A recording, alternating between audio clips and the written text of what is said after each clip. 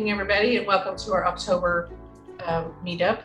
And tonight we're going to have a presentation from Julie Jensen, who is here with us. And we'll have some Q&A right after, but then we'll have some announcements and door prize drawing, and we can do some networking after that. So we try to close up by 8 o'clock, but sometimes it's gone later depending on the discussion, and that's totally up to you and how it goes. If you do have a question, be sure to ask it in the chat, and someone will be fielding those questions for you. Also, Paula tries to make sure that everybody has the links that we're talking about and discussing as we go, and capturing any of the resources that are spoken. So we hope we can get that to you at the end after the video is completed, and she'll send you an email with all that in it. So we try to make sure that's comprehensive. But I just wanted to welcome you and let you know that we do have a Slack channel. We can communicate with you there from after this meeting and in the future. So it's pretty active. We talk on it quite a bit, several times a week. So join us there if you can. So UXSA culture, we wanted to make sure that you knew that we understand that humans create culture by default or intention. And we intentionally support curiosity, growth, networking, and inclusion. We want everyone to have a safe place to ask questions and share their thoughts, and not feel like it's a dumb question. This is the safe place for everyone to learn. This is a learning environment. You can connect with us in several ways. Like I said, the Slack channel, we can send you a link invitation in chat. And we have Facebook page, LinkedIn, YouTube, where this will be posted afterwards. And we also have our website that we're working on, and we've got some announcements for those later. So we also have some sponsors that's helped us over the last year and a half that we've been going. We're still running on some of our original money, which is great. And USAA gave us a great gift, and then Pressable hosts our website for free, and Aquant's been helping a lot with our recruitments and help with questions on the hiring. And of course, Susan at Firecat Studio, always giving us her excellent talent and support. And she's also a consultant to the board and keeps us in line. So a special thanks to all of them. And tonight our presentation is by Julie Jensen, and I will let her do the introduction of it. So I'll go ahead and stop sharing my screen and let you go, Julie. Thank you so much for inviting me back. It's really exciting to be back with UX San Antonio. This is a great audience, and I'm really happy to be able to kind of unveil SQUACK to folks who don't work for me through UX San Antonio. So thank you for the invitation. Susan, Paula, Sherry, everybody, I really appreciate it. So with that, I'm sure you've got a lot of questions, and you've probably had a really long day at work, and you're ready to sit back and kind of relax. But I'm gonna actually ask you to do 4 tasks today. They're pretty easy, and you gotta kind of, let me collapse this. Are you seeing the pictures of everybody too? Let me collapse this. You're good. I'm seeing it and I don't want to see it. Okay, fine. All right. So I want you to sit on your hands. And that is because when you see these instructions, you're going to try to take action on them. And there's some very, very nuanced things about the things I'm going to ask you to do. So please, I want you to have a really good experience with this little experiment that we're going to do. So we're going to go through it a couple of times. So sit on your hands, don't try to do it. The next thing is going to be, I'm going to ask you to just point your elbows. Pretty simple thing. And then I'm going to ask you to press your palms really firmly against a hard surface. And what's important here is that you're not cupping your palms. You're actually going to push your palms here against that surface. And I'll tell you what that surface is in just a second. The last thing is that you're going to actually snap your fingers against that surface. And usually when we think of snapping, we think of this. So when I'm thinking about snapping, it's actually like this, where you've got a hard surface, you've got your middle finger that I'm not going to use, and your index finger, and you're just really slapping your index finger against that middle finger. Okay. Little simple, probably a little confusing while you're thinking about this. So let's give you a little bit more direction. So you're going to point your elbows towards the monitor in front of you, just like that. Thank you for the lovely examples, Susan. And you're going to press your palms firmly against your ears. You're actually going to press so hard that you probably are not going to be able to hear me, but you're going to hear an echo. And then you're going to snap those fingers against the back of your skull, which means that if you've got earbuds on, now's a good time to take them out because I'm done with my instructions. And you really want to push it in and do it actually 30 times. So we'll have a countdown.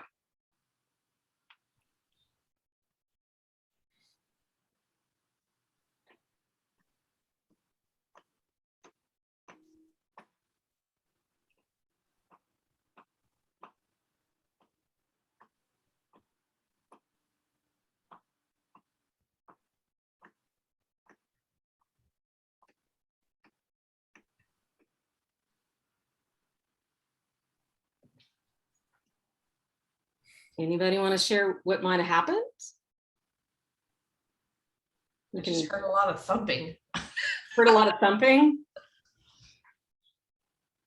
Usually when you release, if I've been able to give you the right instructions where you've really been able to press hard with your palms and thump against the back of your head, usually people will say, wow, the silence. It's quieter. Feels kind of like something's been reset a little bit. I can focus my thoughts. There's no distractions. I've even had someone say, wow, this changes everything. And what you've really done is the three little bones inside your ear will continue to vibrate when they hear a noise. So they vibrate, interact, and they bounce all over. And they'll continue to do that. So they're vibrating and picking up sound and noise from things that may have been like sirens three weeks ago, or the dog barking, or even the Slack notification, right? That is going off. And it causes just a bunch of white noise and distraction. So when you do this little experiment, it clears things up. And you end up kind of with an opportunity to get some focus, eliminate those distractions. And I'm going to argue that SQUACK does a very similar thing when someone is talking and there's someone who's having to listen to that feedback and interpret that feedback. You may have a lot of noise and distraction. I'd love if you guys could post in the chat, maybe, what's the worst feedback you've ever received? And worst in terms of, it really wasn't actionable, it wasn't clear. You weren't sure what action you really needed to take. I'll give you a little conversation here with, I've been in a situation where I've heard really feedback about a mobile application from a compliance person who had a lot of rules and a lot of documentation. And I've heard someone around that same design just kind of get very, very anxious and just spew a lot of information out. And I've also heard heard a person just kind of talk in circles a bit, not really sure what action that person really wanted us to take. And then there's folks who maybe spew a bunch of numbers we're supposed to interpret. And I'd also have someone who's just kind of a bit fuzzy with their feedback. And the poor person who's over there really trying to interpret and take action and understand that feedback is a little bit lost. This happened when I was moving from one company to the next. And I was leaving at a time when we had gone through this mobile application. And I felt really sorry for the design team that I was leaving because they didn't have a replacement for me quite yet. And I knew that all these people had positive intent. They all really wanted to convey the right information to the designers, but they just didn't have a great vocabulary for sharing that information. And so I kind of gave myself a challenge. I gave myself a 100-word challenge to help figure out how do we help stakeholders provide actionable, motivational, and clear feedback to makers or designers, researchers, and writers, right? So that those UXers are able to interpret that feedback and act on it. So I'm going to tell you a little bit about SQUACK, actually, maybe a lot. I'm going to start from that side of the feedback giver. And how did they use SQUACK? SQUACK is an acronym. Each one of those letters stands for something. We're going to go through them one by one. So the first S stands for suggestion. So if you can think about, as a feedback giver, if you have a suggestion for someone, it's really just a comment or an idea based on opinions or personal experiences. It's your opportunity to say, hey, I think you should do something. But it's not just saying, I don't like this. Person on the other end hearing that can't really act, doesn't know what needs to be changed. So there's a formula associated with it. And it is do this thing and explain why. Why is that important? This is your opportunity as a feedback provider to actually be persuasive. And you may be thinking to yourself, you know what, I'm more on that side of being the recipient. I'm the maker, right? I hear all the feedback. And I just did some analysis of a bunch of job postings on Indeed. And I took a bunch of verbs across kind of entry-level positions and designer positions, just researcher positions, kind of the standard kind of up to a senior level. And then I also looked at positions that were advertised for kind of the C-suite as well. And I categorized, it was over 1,000 different verbs. Like, what are we asking for in those verbs? And it turns out that literally everyone is making or doing something for someone else. They're reliant on hearing feedback from others in order to improve themselves. Whether you're a stakeholder, you're in that middle tier, or you're really frontline employee. So we all need to learn a little bit about how to give feedback so that others can actually interpret it. So that's SQUACK, that's suggestion. Q stands for question, an area that needs clarity or exploration. What's important about this from a formula perspective is that you have to remember that the type of question needs to equate to the type of answer. There's nothing more and there's nothing less. And why this is important from a feedback giver perspective is that sometimes I think we kind of ask a question because we want to trap someone or because we want to kind of see if they'll tell us more information. And we need to be really mindful about, let's ask the question that is going to get you the answer that you need. It's going to unblock the area that is confusing or needs to be explored. You also have great opportunities to ask questions that are going to inspire people and are going to actually spur them to think differently too. So you need to really think about the type of question and the type of answer that you want. There's a lot of books around asking really great questions. Sometimes when you're in those feedback sessions, someone is telling you something and you're not really sure if is this a question that I need to answer now, or is this something that needs to be answered later? So sometimes if I'm a feedback provider, it's really helpful to say, you know what, I'm going to ask you this question, but I'm not looking for an answer right now. I want you to be able to think about it. All of this goes into giving that feedback that's actionable. Next is user signal. So that's data, feedback, or research that spurs a compelling suggestion or an authentic kudo. So kudo is, that's K. So that's coming up in a second. What's important about this is that a lot of times people will say, I don't understand quite how to use user signal, right?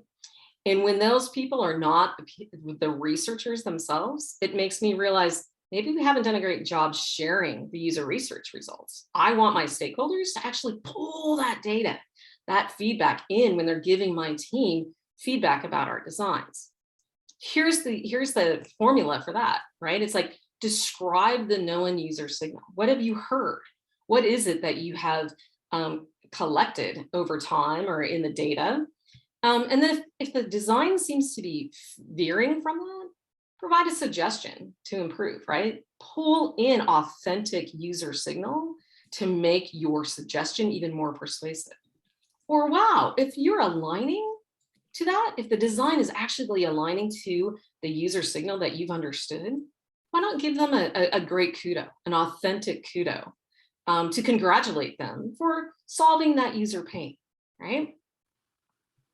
Accident is one of my favorite. It was the first one that I was able to really come up with, but it's essentially that's a typo, a copy and paste error. misalignment, or just a math mistake. It's something that's really pretty easily corrected. Usually it's something that is just an accidental accident. The formula here is really to be discreet. If I've noticed that someone has an accident, they've had a misspelled word, key to giving that feedback is, you know what? I don't have to bring it up in a public forum or in an official design review. I can just circle it and give it back to the person who needs to hear that feedback, the maker. This is really, really helpful because it eliminates a lot of discussion around things that are just incredibly easy to fix. C is critical. So this is a problem that must be resolved because of the potential business risk or the customer pain. So this is where you've really elevated a suggestion or elevated that research into something that you absolutely, as a feedback provider, want to make sure it's resolved. But what's important here is not just go do this. It's actually, you know what? I'm going to commit to help you resolve that issue. I'm going to offer help. I'm going to provide the guidance. I'm going to give you a commitment. I'm going to change resources. This is so important that I'm willing to really become your partner to resolve that critical issue. And last is kudos. This is praise or gratitude. Oops, let me go back. It is really the opportunity to be sincere and specific, right? The formula here is sometimes you get a thank you like, oh, that was a great job. But really the person on the other side who's hearing that doesn't know what they did great and what they should do better, or what you particularly liked, right? And a lot of times people will ask me, well, why doesn't it say timely? And I'll tell you that timely would be great, but it's not required. If there's an opportunity to really step back when you've looked at a design or you've looked at something that someone has created, and you realize, you know, I can really appreciate this and I have sincere and specific feedback, anytime they hear that, they're going to be grateful for it. Sometimes if it was just, let's rush out and do timely feedback, is where you get something that's a little bit more generic, less specific.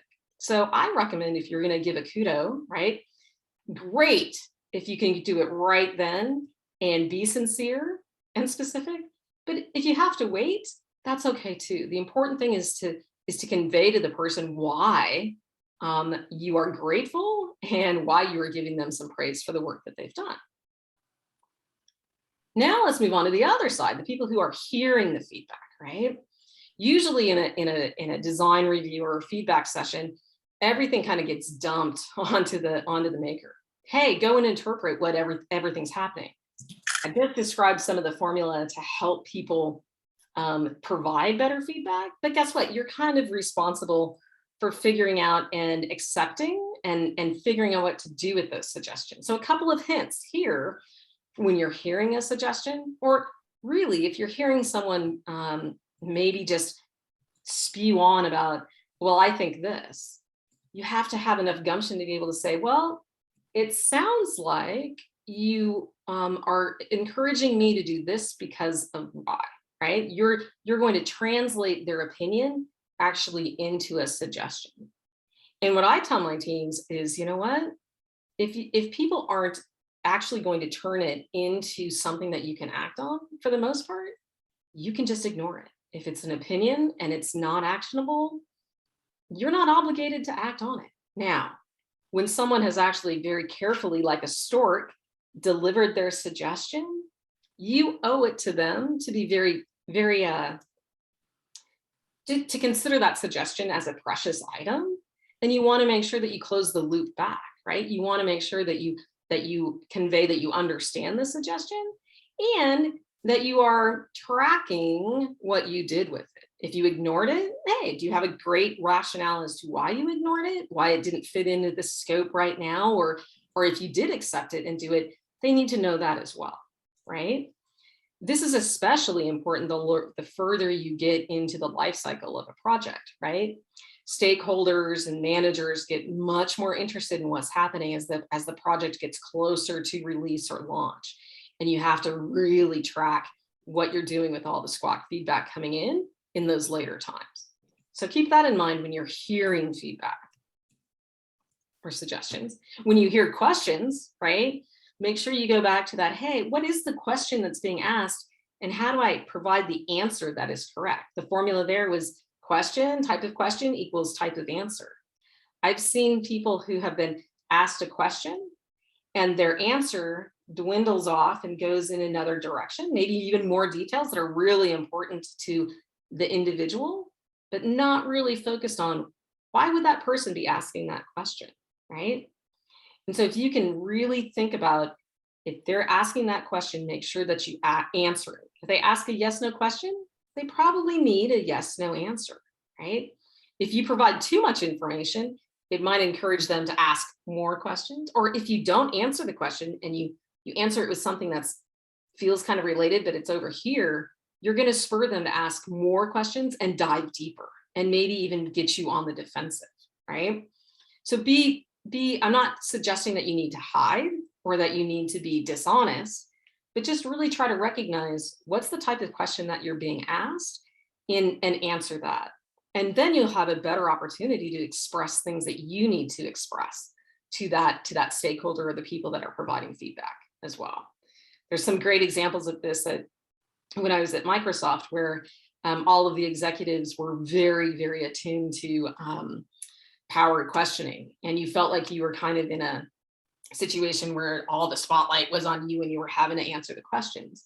And I coached the team to really think about answering the questions as they're stated. Usually they're about the business or they're about technology before they are about design.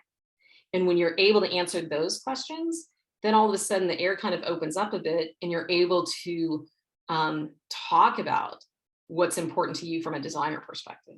But you really feel less interrogation when you recognize, let's answer this question with the answer, or let's answer their question based upon what the question is. Okay. And then user signal. One of the things I said a little bit earlier is when your stakeholders and your peers, right, aren't actually talking to you about user signal, that worries me as a manager, because I fear that maybe we're not actually sharing user signal with our counterparts. So they're not actually prepared to be able to come back to us and say, wow, kudos, congratulations that you solved that very painful problem. Or they're not able to even engage with us about where maybe we veered from it, and we veered from it intentionally, right? It's really important that if you're going to veer from user signal, it's important to actually bring that out first, talk about it, and describe why. Demonstrate through your user design rationale that you're going to veer from user signal.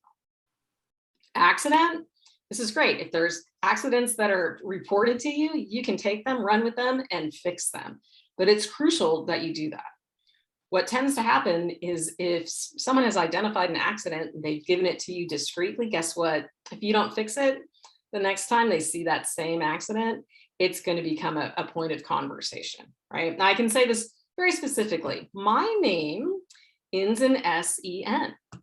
And I had a designer who every time he used my name, it was S-O-N. And I was very calm, very, very cool, until he'd done it about the 12th time. And then it became an issue where I had to bring it out in front of people because he hadn't fixed the problem.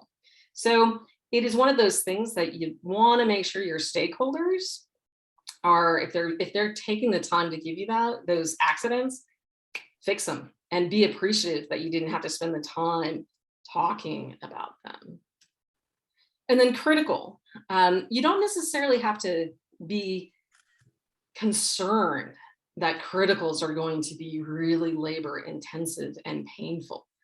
Criticals can be very simple to fix, but they just pose that risk or customer pain. So if someone has a critical and they express a critical to you, don't panic.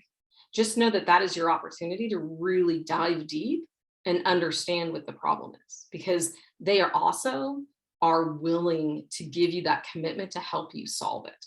It might be something that you can solve on your own, but guess what? Because they've actually expressed it as a critical, you can kind of consider them to be one of your partners in helping to solve that problem as well. So take advantage of that opportunity and use them and ask for help. It's amazing what people can do when they express something that is absolutely crucial and critical. they can help you alleviate that very quickly. And then kudos. One of the things that I really highly recommend when you're a recipient of feedback is collect those kudos. Really start to stockpile them, because you hear praise and you hear gratitude throughout a project and throughout your career. And it's really great to be able to go back through when you're maybe you've been hearing some negative feedback, or maybe things are really hard. There's a time in which you can go back and say, oh, but you know what, we were doing really well here, or I was doing great here as well. So grab those kudos, keep a hold of those kudos, right? And try to remember them. So SQUACK works for giving feedback, receiving and giving feedback between people. Are you convinced? Okay, maybe you're not. So we're going to actually do a little bit of practice. Talk a little bit about end of year, right? I bet you're all thinking, it's October, weather is really great. Maybe looking forward to the holidays. Maybe you're looking forward to those New Year's resolutions when we get to start all over, right? There's all these traditional things that people do at the end of the year. But me, guess what I really look forward to? One of my favorite traditions is when they publish the world's worst websites. I love reading them. They're scathing. They're awful. And I'm so grateful that I've never been the recipient of one of the world's worst, right? But they make me laugh. They're all about entertainment. So we're going to actually use one of those world's worst websites. This one was actually published in the late 1990s, and it hit a list back in probably about 10 years ago when the person, Just in Mind, was looking at what are the 10 worst websites from the 90s, designs that you wouldn't even believe existed, right? Okay, so now let's imagine, if you will, hearing that feedback. And can you actually, the feedback I'm about to read, and you'll see in just a second, is it actionable? Do you feel like the person who's giving it to you is your partner and is really there to help you do a better job? So let's read it. I'm going to read it because it's only about 100 words long or so. So next we have the 1996 Disney site. We're drawn to the site's double bottom navigation system, a must-have navigation system for the 90s websites. On the one hand, you've got the whimsical wave of navigation links. On the other, you've got your bottom navigation bar, which looks a little odd with its links displayed in that brown maroon color. Disney also seems to have gone all out on fonts in the 90s, employing over 6 different fonts just for the homepage. And yes, we are the logo police. Check out poor Mickey Mouse. This feels pretty scathing, right? What would you do with this? If this was a stakeholder giving you this feedback, would you know what to do or what changes to make? On that bottom one, the logo police, gosh, there's at least 3 Mickey Mouses on the screen. Which one would you even act on? So let's dissect this a little bit. Let's look at that first line. Take a little bit of time yourself. Think about what is the type of feedback this person is providing? I'm going to spend just a minute or so, let you digest it, and then we'll talk about it.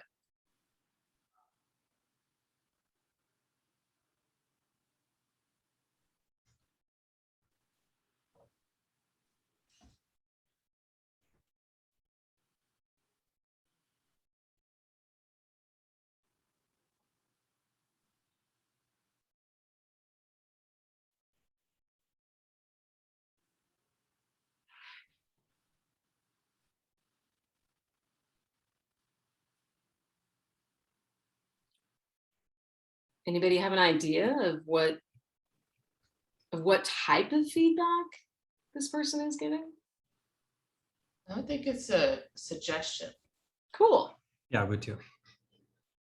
And It's more of like a mix. yeah, the only thing that's really actionable is maybe exploring the colors of the navigation. That's the only thing they specifically pointed out. That maybe looks odd. Yeah. Like That's it. Rest of it's just stating fact. So Julie, is this actual collaborative feedback for what has already been labeled the world's worst website, or is this commentary on the world's worst website after Great. after it's called that?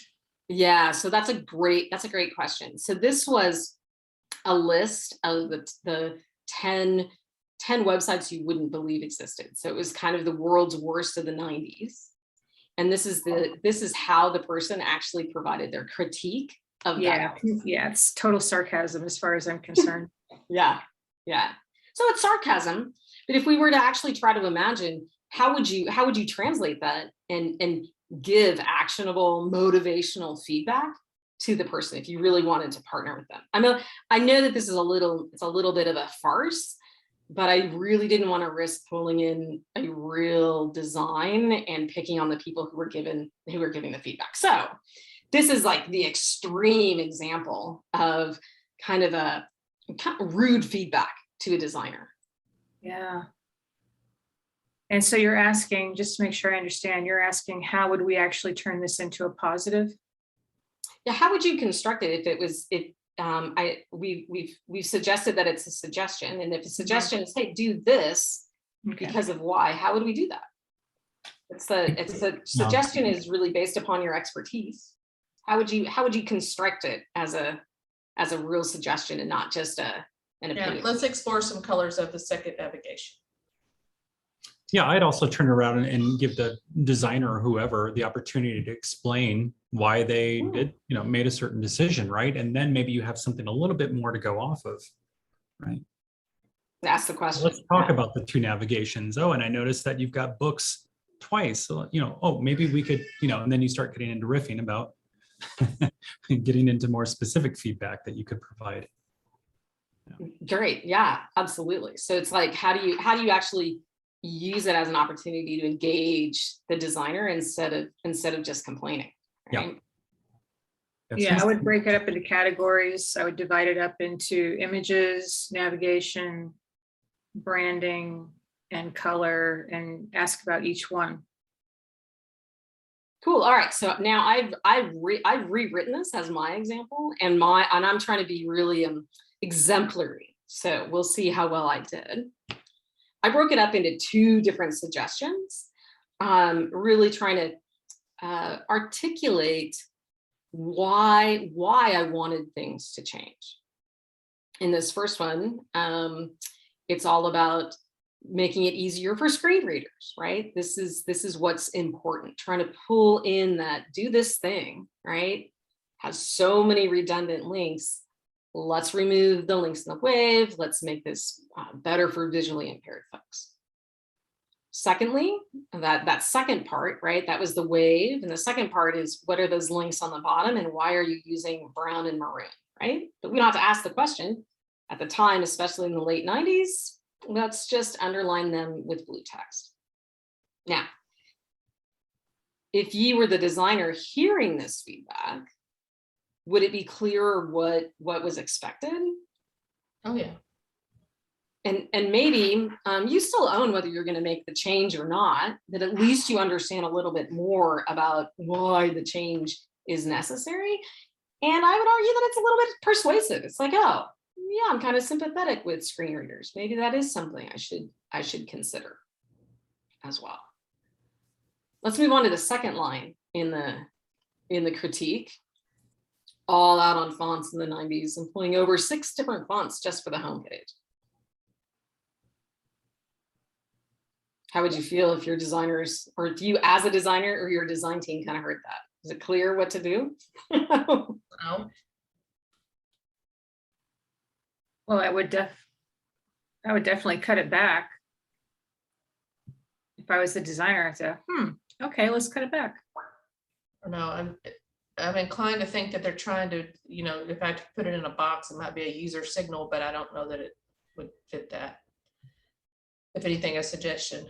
So. Yeah, I think it's more of a suggestion. I think if it was a user signal, it might be, what's the data say?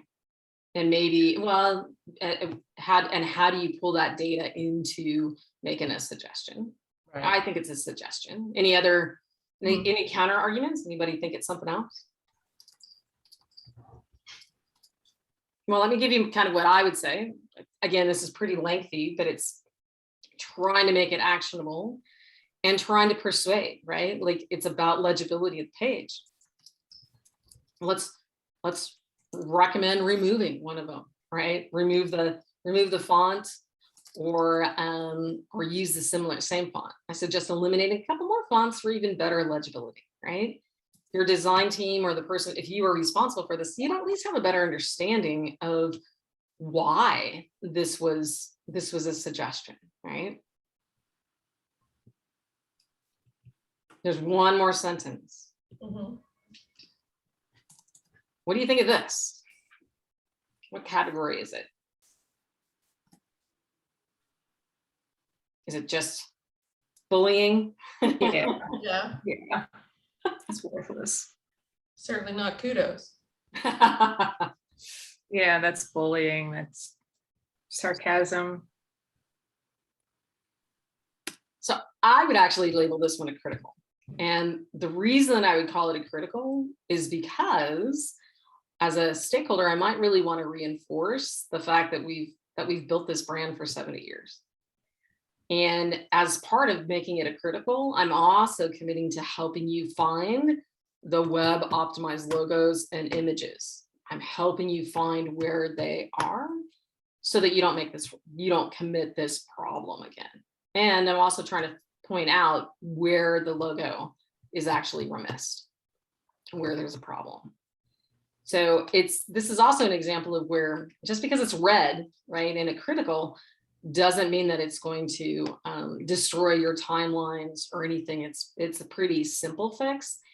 And I appreciate trying to kind of reinforce some of the business impact of things too, right? In providing the feedback to the designers of the Disney side. Now I have to admit that I couldn't resist. I didn't think that the critique was completely comprehensive. So I came up with other SQUACK feedback that I would like to give the designer. And one of those is a question of what happens when users tap on where magic is in the air. Log on Sunday for the $5,000 drawing and watch the ABC Sunday night movie. Because I, as a stakeholder, if I'm looking at this, I really don't know where those links go. And so I can kind of construct my question to say, hey, do you as a team really know what's behind all of these links? And how well can you describe what the intent of it is? Yeah. Or is it a link at all? Is it a link at all? Right. Good point. Good point. No, sorry, it's not a link. Oh, okay. It's just a header. What is it? So just trying to show where you can kind of use questions to draw things out. Second question that I had was, what did the usability participants expect when they selected the fun link? And how well did we deliver on those expectations? And here, my question really is trying to reinforce a little bit around the importance of, did you usability test this? I'm kind of curious about whether you usability tested this, for one thing.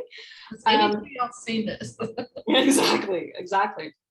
And so the purpose of that question is to really expose, did we listen to the users or did we not?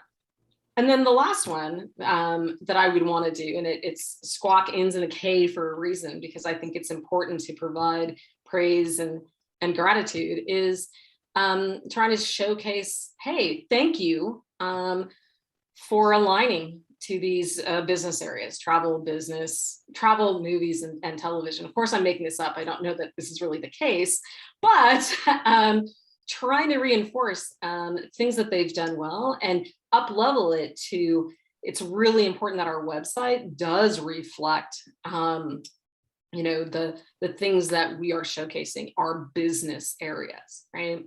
So kudos are also your opportunity to really reinforce what's important from a culture perspective and what's important on the business level as well. So try to be specific and hope that what the designer is hearing is, going forward, maybe I should really be emphasizing travel, movies, and television because that's really important to the business. I would expect the designers also to pull in all the user research and their design thinking and all their expertise as well. But let's give this opportunity to really reinforce what's important from the business perspective. with that, kind of goes into sort of what are the cultural benefits of SQUACK, and why does SQUACK work? So I'll say that SQUACK is lighthearted. And what I can say is one of my favorite questions that I'm always asked is it SQUACK? Is it SQUACK? Is it SQUACK? And I will tell you that one of the fun things when you're kind of hatching this on a team is actually talking to the team about how they want to pronounce it. And just because I've worked in the Pacific Northwest, it was SQUACK up there. And when I moved back here to Texas, it became SQUACK, that Texas drawl. And now, funny enough, I'm working with folks on the East Coast in a startup, and they're saying SQUACK.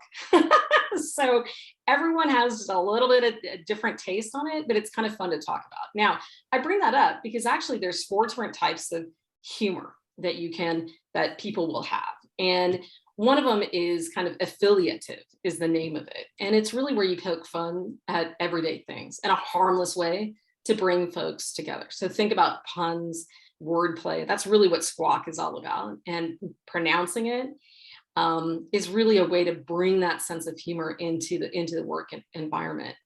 The second one that is really appreciated at work is kind of the self-enhancing style. And this is the just ability to laugh at yourself, especially when something negative is happening. And so what I have seen people with SQUACK is we'll have sometimes some very tense moments, but usually every single SQUACK session we hold ends in a really uplifting manner because we all kind of laugh about, hey, did we go through this? Did we all understand it? And there's always this sense of kudos as well.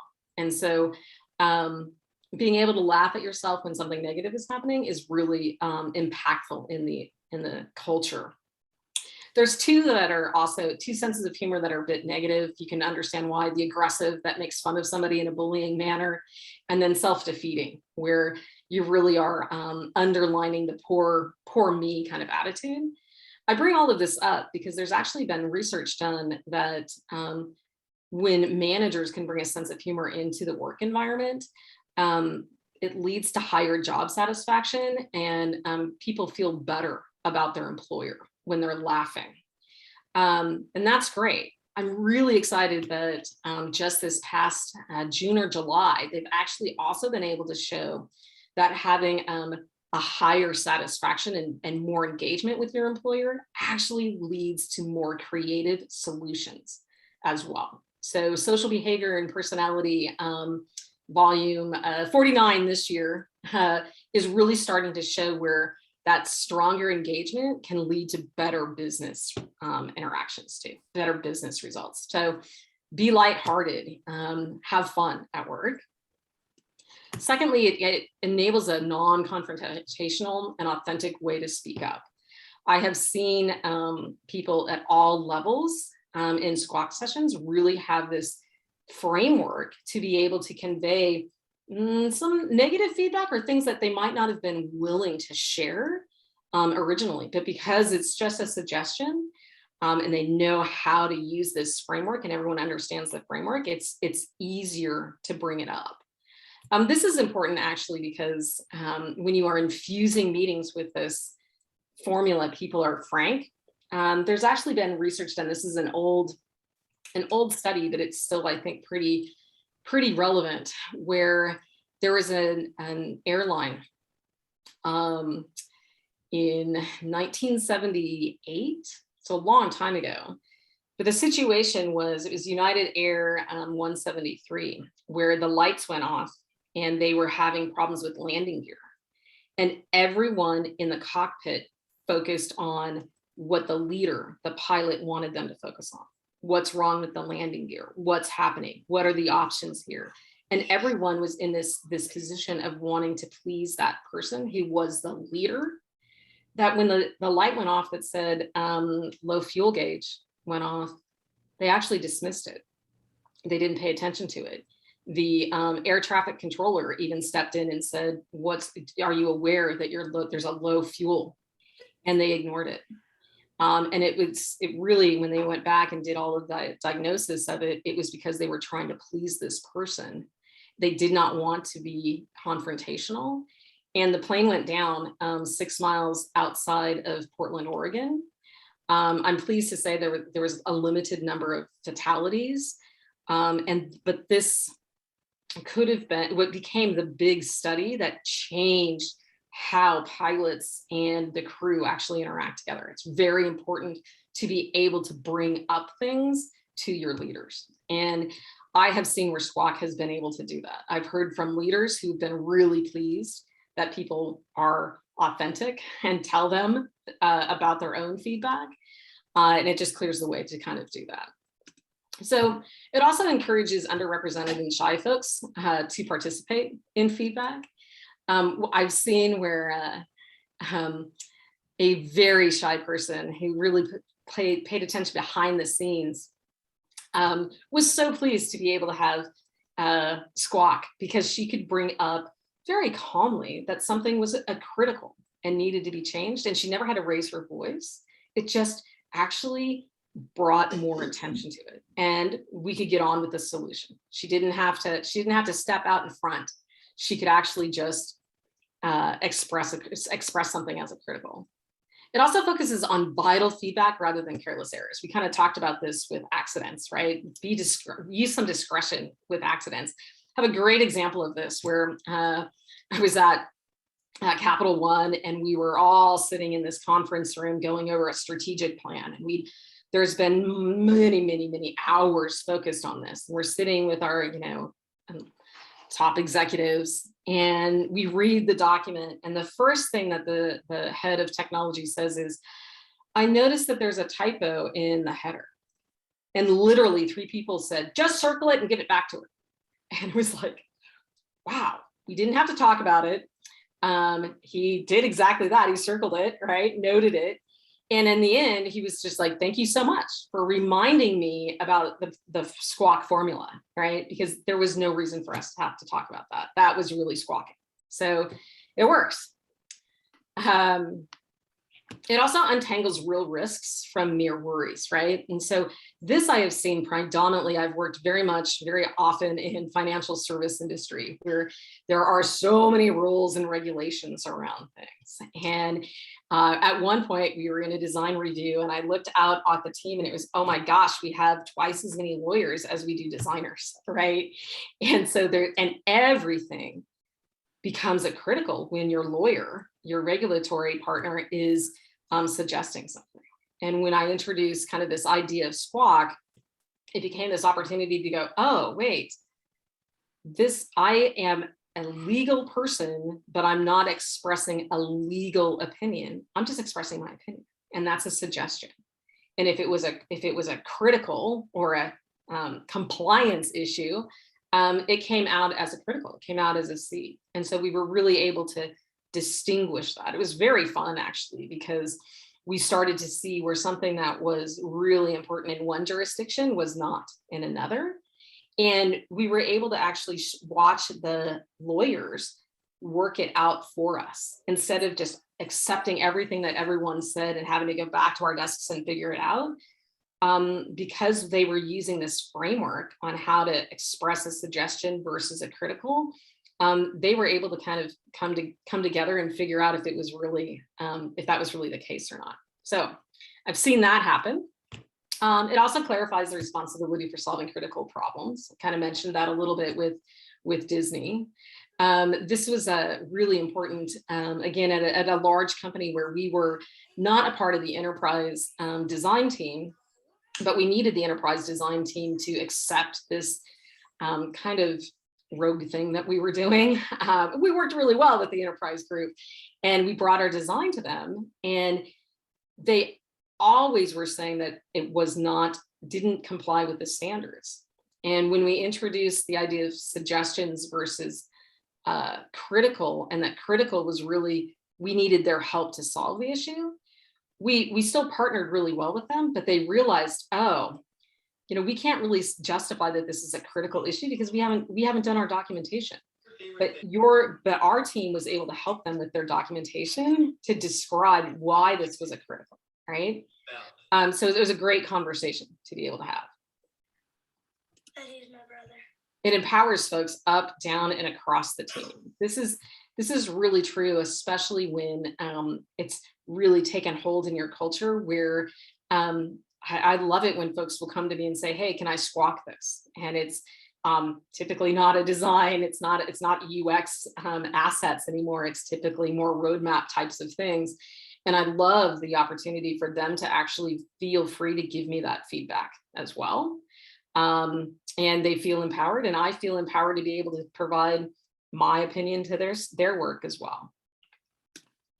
And then also, this is, I think, a really important thing where we really have an opportunity to celebrate successes so that people know that they can replicate them, right? So many times, if you're just told, hey, you're doing a great job, versus, hey, I really like that you solved this problem in this very elegant way, or that you aligned this solution to a business need as well as a design or a user need. You're really helping the person understand, oh, how does this kudo, how does this congratulations really have an impact, and how do I continue to replicate them? This was actually one that I had not thought of, but came from a squawker on a team who was like, no, you have to realize that it's sometimes we get so little feedback that when we are hearing kudos, it really helps us understand what we can and need to amplify and do a better job around. So I kind of go back to a coach. If the coach is actually only preparing an athlete, telling them what they're doing wrong, they're probably not actually building the best performer, right? Because you need to be able to amplify your strengths as well as eliminate your weaknesses. And sometimes really strengthening your strengths is going to make you win the game. And that's what that's all about. So what was the reaction? I kind of, we did the silence with an individual, and I kind of wanted to replicate that a little bit between people. I'm not going to read these things, but you kind of get the sense that SQUACK helps to kind of muffle the noise, helps to make things very clear and specific. And having that, I really appreciated Liz, who said it gave her a vocabulary when she didn't even realize that she needed one. And that's the intent. We all have a different perspective, but when we're giving feedback about design or giving feedback about an algorithm or a dashboard, if we can all step back and say, this is a suggestion, let me persuade you to take action on this, or this is just a question that I have and I would love to hear what your thoughts are, really helps to make the discussion that much more powerful. And with that, I will say questions or any squawk about SQUACK? What do you think? I know that there's some questions. Oh, good. I'm sure I see that there's 36 things going on in chat. So Yeah. We might be here at the full time. Well, I was just wondering, my first question was, I see how this could be a great tool to help work with our clients to teach them how to communicate feedback with us, like at the kickoff meeting or something. And so just kind of, or make that kind of, we workshop a lot and make that kind of, this is how we do it. Do we have an S? Do we have a Q? And put those up there. Somebody pull that down and say, here's a suggestion, here's a question, here's a user thing, and all that. And that way it's a little easier for everyone to communicate. Like you said, if it's a misspelled word, we just circle it and we don't even talk about it and keep going. And I feel like this would be a great tool, like you say, give the vocabulary. Have you seen it used with a client, or have any suggestions on how to use that? Like we're not going to have an hour presentation on SQUACK communication tools, but would you suggest that we give them a little review of it on one slide, or just introduce it to them and show them how to do it? Yeah, so that's a great question. What I've seen really work well is probably not using something like Disney, but actually write a small document. And in fact, I will have this posted once the books get published in a couple of weeks, where there will be a way to download just a hatching SQUACK cheat sheet. Mhm. And it is essentially just a document that describes what SQUACK is. Great. And I think if you can, you can go through it. It's a one pager, and it is about a 15-minute conversation. Yeah. So what I have typically done is I've scheduled 30 minutes, separate from anything else, not focused on actually squawking a design, but just coming in and saying, hey, let's squawk this. And then they're actually squawking before they know it, because I make an accident in that document, right? And I leave something open where it needs to be, there's a question that needs to be answered. And the way that you do it is you print it out, or you send it out in remotely, and you just say, hey, spend 5 minutes reading this, and then let's squawk it. You'll learn what SQUACK is within this. And before they even know it, they're using the framework to provide feedback about the methodology itself. Yeah, because we've been in circles with our clients with the feedback, and I know they have to do design by committee and things like that, but if they can really focus on what is actual feedback, what are we trying to tell them, then we'll get back faster, I just feel Exactly. Yeah. And I love, it's funny because I have cards too, that you can use. What it is really, it's interesting. If I was raising an accident, well, I probably wouldn't raise an accident. If I'm raising a suggestion, I might just call out on camera, hey, I've got a suggestion. And what's nice is that the backside of the card is actually the definition and the formula, right? That's so awesome. It's just this constant reminder of, how do I formulate that suggestion, right? Oh, it's okay. It's just a comment or an idea, and I'm reminded how to frame that feedback when I'm actually providing that feedback as well. So we've got some of these assets that are helpful. I've been asked that question before. It's kind of funny. I've got several books that are coming out soon, and it's like, yeah, it's a 100-word solution, and I wrote 30,000 words about it. What the heck? What does that mean? But it's what I've discovered is people can get it really quickly, but what typically needs to happen is they need something to digest and kind of read it, and then there's an opportunity for them to ask questions about SQUACK and how we're going to use it. And there's also, we don't have more time, but just plugging the book is actually best practices for planning a SQUACK session, for facilitating one, and then taking action afterward as well. So there may be some good hints there. What I've also recommended is a way of doing it that's kind of low commitment, is to just set up kind of a recurring SQUACK meeting where it is, invite your stakeholders to it, call it SQUACK, and always just kind of send out as in advance as you possibly can what the topic is that you're going to be covering. And so you're inviting people in to just SQUACK your design or your research plan or whatever it is that you're working on. And what I've just discovered is that I've been pulled in to SQUACK other people's work as well. And it's completely different. I have worked with a design agency where they worked with all kinds of different clients. And one of the pain points that they experienced was that they never got a time to do really user research because it's the first thing that gets cut. And what they recognized was that when they were able to bring this framework into the conversation as well, they actually had clients start to ask for user signal and what that meant and how it could be useful. And the dynamics in their client conversations were elevated as well. It doesn't take that much to get people to understand these are words that we use every day. Right. Well, thanks for that. That gives me a little bit of a framework to use either internally with the team or with the clients. Yeah, I've been really, I've had multiple C-suite folks say, oh, wow, this is really helpful because it gives that clear framework, vocabulary. It provides a vocabulary. Right. Other questions? Or other squawk, I should say. Hey, Julie, this is John from the beautiful Bay Area. Nice. I'm just a guest attendee. Thanks for your talk. One question I have is, this seems like a very intentional, very conscious method.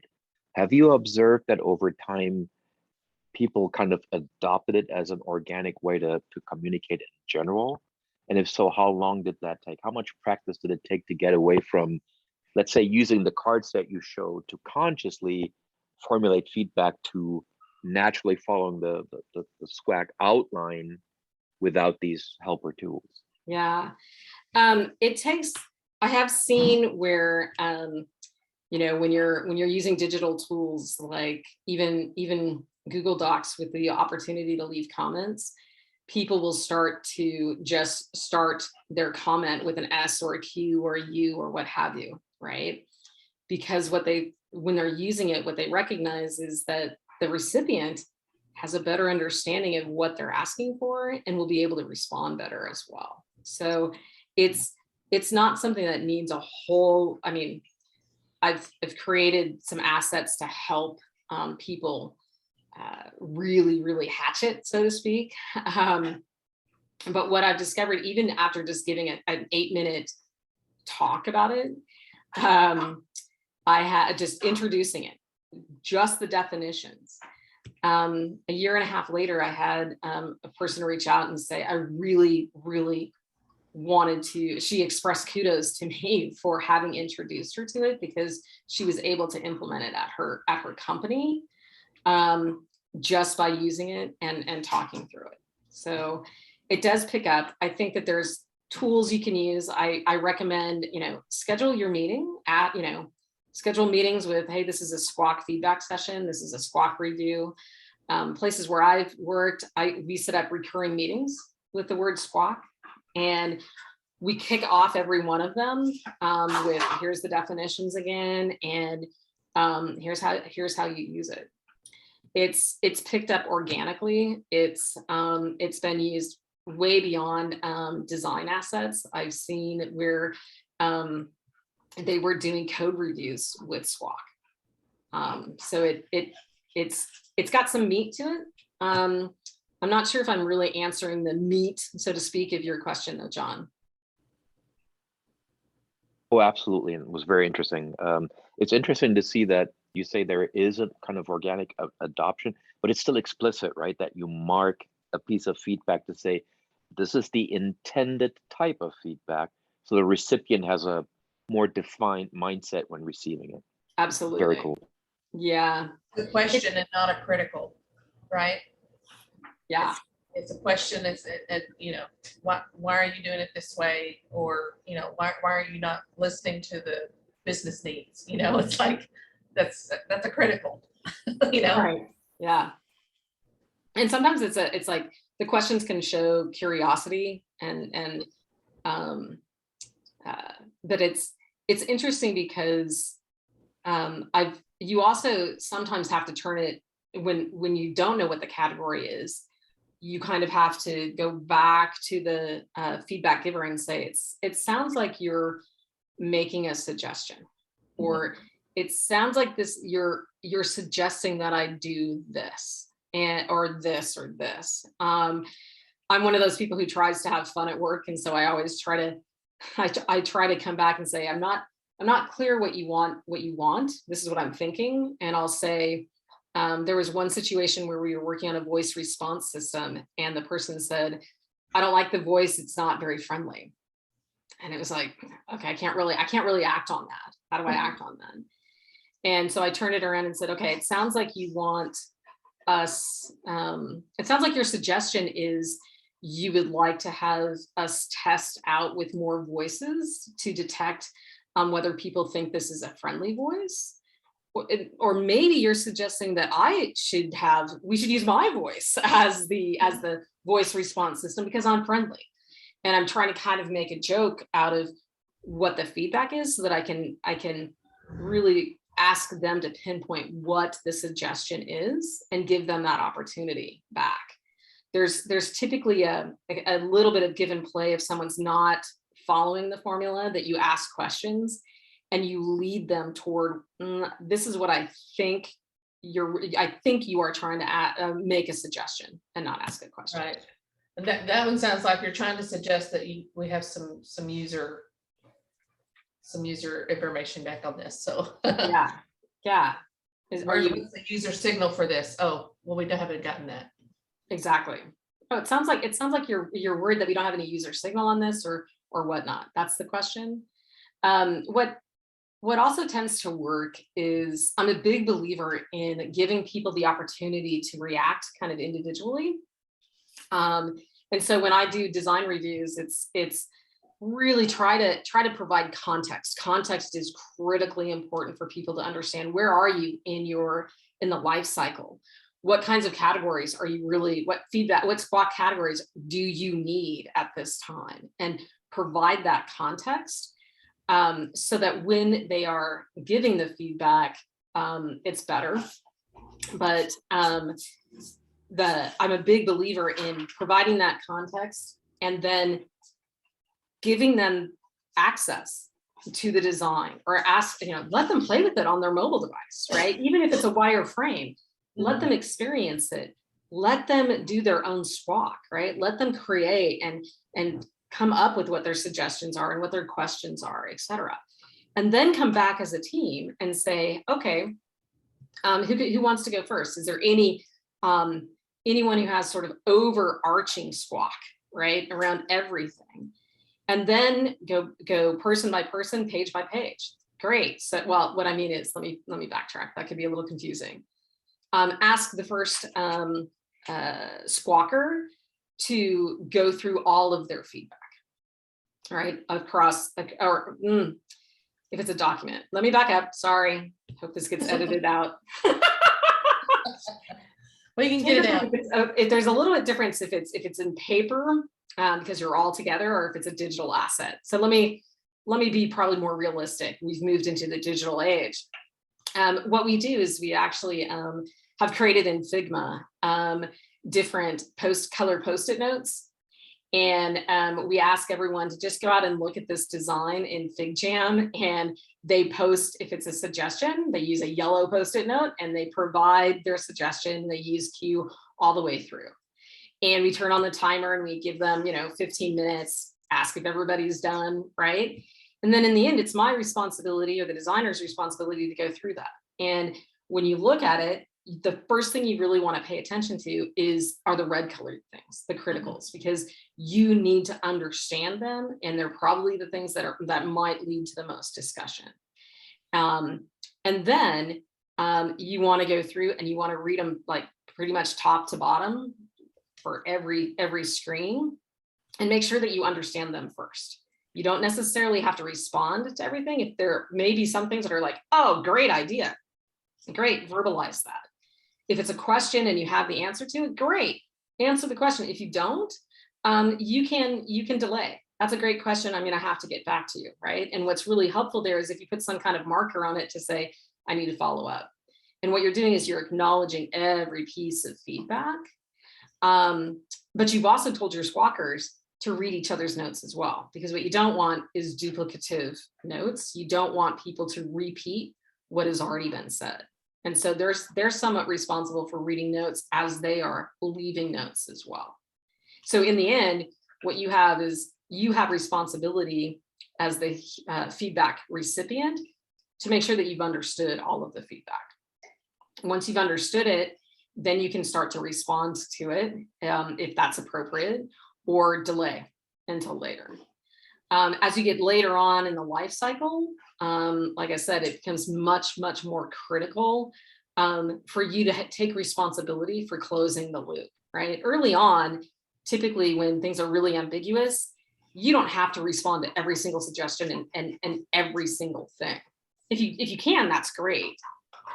The point is that it's much more rigorous and much less churn down the line if you take the time to say, here was this suggestion, who provided it, and what was the response to it. And typically it's Did you accept it? Did you act on it? Is it something that you're going to delay, or is it something that you rejected? Right. And if it's something that you rejected, describe why, right? And expect to have a conversation potentially around that. I see project managers loving this Oh yeah. because there's Yeah. decision making there. So But we actually have taken it to the point of having these open SQUACK sessions. I work for a small company. It's a startup company of 30 people, and we invite anyone and everyone to come, and they get it. And they just start posting their notes, go through that same day. And we've actually had people say, this is my favorite meeting because I actually feel like I can contribute to this. And this is a person who has nothing to do with design, right? But has great ideas, great suggestions, right? We want to incorporate that feedback. And then I have a follow-up on Monday where we go through and triage it. It's like, okay, we went through all of this. Let's really go through now and triage what are we going to act on? Do we need to update the Figma prototype to reflect this suggestion? Or is it really something that we're going to delay? So it's the common vocabulary and the framework is what's really, I think, powerful to people, because I have people in all different disciplines who feel much more confident giving design feedback because they recognize that it's just their suggestion and it can be ignored, but it's something that's personal to them and they know how to frame it so that it's actionable. Yeah, they want to be heard. Yeah. So that's amazing, Julie. We have another question that says, do you time box each letter? So we time box each letter. Oh, that's an interesting. That was my question. And you said earlier that you might give them 15 minutes. Okay, we're on the queue. It just depends on the meeting, I suppose. Yeah, it's typically that's interesting. I'm gonna defer that. I'm gonna take that question and answer it offline. Okay. I think that's a really interesting kind of concept. What we typically time box is you're free to provide what I try to articulate is hey, today, because of where we are in the life cycle, I really need your suggestions and questions. And oh my gosh, always express critical. So if there's something here that really needs to be resolved.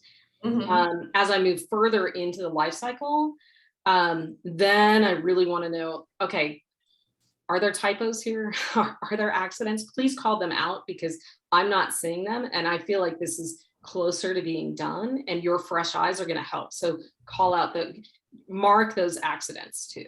But in the beginning, I don't really care about accidents. If I've got typos, I've got plenty of time to make corrections there. So I try to be pretty clear on what kind of feedback I need based upon where I am as well. So it's not necessarily a time box thing by letter. It's really a time box thing of what's all of your feedback. No. So Julie, we have two more questions. John or Jochen mentioned it can be difficult to be candid when providing feedback, and insincere praise might provide an easy way out for when someone is asked to give feedback. Have you seen this SQUACK system offer a solution to this?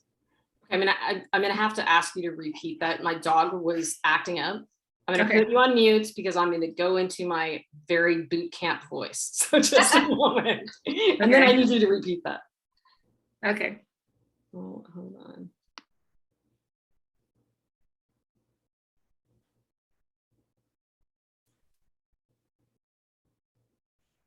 How do I pronounce your name? John? Falcon or?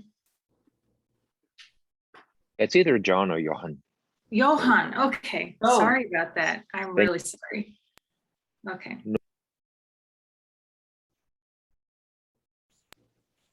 Yeah, the detail I was thinking of when I heard this aspect of the sincere kudos, that kind of inspired me to write that question is, so often it's such a thin line to say, oh, that's great work, and that is great work, and are they sincere? Are they serious? And so often I feel like sometimes it feels like kudos can be just a nicely packaged shoulder shrug, if you know what I'm saying. So that instead, when you say, what do you think of this? Yeah, it's nice. And it's like, yeah, you're not really interested. And I think the sincerity makes it more rewarding for the recipient and even for the person who gives the feedback. Yes, absolutely. I think one of the hardest feedback you can hear is sort of just good job. That was a good job. It's like, exactly. Yeah, I guess I feel it's good kind of about meaningless, that, right? you know? Yeah. Or you're doing a great job. It's like, but what is it that I'm specifically doing that you want me to amplify, that you need me to continue to do? It's crucial. What I've noticed over time is initially people, stakeholders, higher level people will be like, oh, I need to give a kudo. And so it kind of becomes this like obligation to kudo. But then over time, and sometimes when I have some conversations and ask if I can give squawk about how someone is squawking, I try to reinforce, it's you in your position have an opportunity to help guide the culture. And I know that we've been talking about how important X is, right? Take the opportunity to, when you see that behavior and you see something that you really appreciate that's tied to the cultural concerns we have, try to reinforce that in your kudos that you give, because your voice is really important and people value your kudos. And so I try to kudo my peers and my management with kind of helping them understand how important their voice is and how hungry people are to hear how well they're doing and why they're doing well. It's I don't know what more to say about that, but I've noticed that sometimes it takes some coaching for people to understand it and to recognize the actual value, or the actual it's value, but the actual potential of kudos and how they can really reinforce the culture that you want in your organization. Julie, there was I'm a psychology major right now, and I was reading a study, and it dug into the question of why women's careers don't advance as quickly as men's. And one of the surprising discoveries was that both men and women tend to give women unactionable feedback, and they give men actionable feedback. And the difference between the two impacts how they respond to feedback, like, oh, I'm doing a great job, and they just putter along, or, oh, I'm doing a great job, but this is where you're really excelling, go, right? Wow. So the difference between the two has a very powerful trajectory. It isn't just because women aren't asking for the raise or women aren't applying for the job that they're only 50% qualified for. It's also because we're not giving each other that squawk. Wow. Oh, that's really interesting, isn't that? You should send her the study. Yeah, send me that study. I'll try to find it. It's buried in a bunch of classes. But it's buried in your major somewhere. Okay, now Sam Carey has been part of the UX community for some time and was an early volunteer, and then got hired into his first web dev job. And he has a web dev question. He says, I wonder how SQUACK could be implemented into an issue, bug, feedback reporting feature in a piece of software, rather than providing a big field to describe the issue, quote unquote. SQUACK principles could gently guide possibly annoyed users who are feeling unhelpful into providing actionable feedback. And then Andrew said he loved that idea. Love that. I would love to talk to you. Please reach out, Julie at squawkfeedback.com, because I think that is a really, really interesting corollary. And I can tell you that when, this is not going to answer your question, but it kind of ignited something in my brain around almost that exact issue when I was at Microsoft, where we had, you know, oh my gosh, talk about collecting bugs and defects and all kinds of feedback. And what to do with it. It's not working. Yeah, it's not working. Great. Not helpful. Yeah. Not, I can't do anything about that. And we literally, I can't remember which product it was that we started to actually revamp some of the forms where those would be submitted into different categories. And it wasn't exactly correlated to SQUACK. It was a little bit different in terms of, you know, are you asking for something because you are, you know, you're unable to work? It's a, you know, stop work issue. Right, a critical or issue. Are you pleading with us to please do this because it's going to make your life so much better? But I think that in hindsight, if I'd been, you know, if I'd thought of SQUACK 15 years ago, maybe I could have implemented there within those categories as well. So I love that, and you putting it in forms. That's great, and especially in surveys or things like that. I can see where we can implement that. Yeah, one of the things I want to, you know, going into user testing, it's like, man, I would love to ask questions at the end, like, you know, what help instead of just asking those satisfaction questions, but really help me ask the questions that help me spur you to tell me what actions to take. And I think SQUACK could do that. I really, it's like, you know, I'd like to explore that a little bit more too with you. Please reach out. I think there's legs on all these ideas. Keep them coming. Sure. Well, we only have the 3 people technically that can win a door prize. So I want to go ahead and spin the wheel because everybody else. You have 3 door prizes? Yeah, I have and there's only 3 people left. So I want to make sure before we lose them at 8 o'clock that we can go ahead and do that. But thank you so much for your presentation. This is super, super exciting. No problem. I'm just going to, you're probably spinning a cycle, but let me just put up my last slide. Yes, this is the plug. This is the plug for the resources that are available. So go take a look. The books are coming. The first book over there is actually it's in, you can buy it on Kindle right now. It's a little bit cheaper and it's going to be coming out as soft cover as well. I just got the proof copy today. So that will be coming as well. And then the other 2 are a little bit different. The first one is really for UXers directly. The middle one there is really for folks who are wanting to build a nurture collaboration within their culture. So that's more for UX stakeholders. The last one that's coming out in like the February timeframe are the people who are in the middle, right? The UX managers who are really trying to empower their team and keep them motivated. So anyway, thank you for letting me, you know, do that awesome. As well. Now you can have your drawing. All right. I gotta have that plug. Yeah, thank you so much. I'm so excited. I can't wait to get them. Well, thanks so much, everybody. And thanks again, Julie. This is really great. And I'll look forward to talking to you soon. Thanks. All right. Thanks a lot. Have a good night. Bye. Bye-bye now.